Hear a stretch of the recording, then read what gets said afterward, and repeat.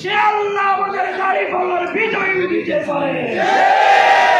বাংলাদেশের 54 বছরের ইতিহাসে বারবার ক্ষমতার পরিবর্তন হয়েছে, স্বাধীনতার সেই স্বপ্ন বৈষম্য মুক্ত রাষ্ট্র আমরা গঠন করতে পারিনি। আজকে বাংলাদেশের মানুষ নতুন করে ভাবতেছে, চিন্তা করতেছে। আমরা সকল দলকে ভোট দিয়ে দেশের রাষ্ট্রীয় ক্ষমতায় পাঠিয়েছি, কেউ বাংলাদেশের মানুষের অধিকার প্রতিষ্ঠা করতে পারেনি। একটি দলকে আমরা বাকি আছে, সেই বাংলাদেশ জামাত ইসলামীকে আগামী নির্বাচন আমরা ক্ষমতায় নিতে চাই। টেকনাফ থেকে তেঁতুলিয়া, রূপসা থেকে পাথুরিয়া যেই গণস্রোত তৈরি হয়েছে, সেই গণস্রোত ঠেকাবার সাধ্য বাংলাদেশের কারণে